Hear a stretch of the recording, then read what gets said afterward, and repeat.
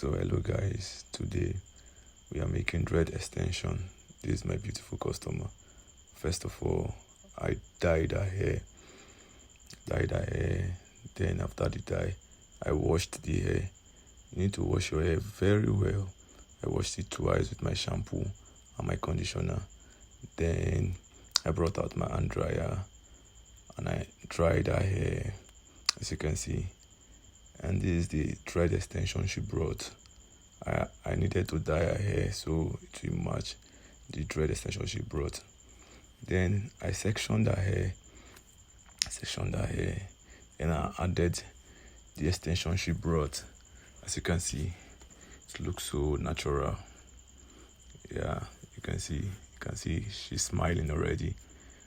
The dread looks so beautiful. Then I brought out my mousse. Then I applied my mousse on the dread.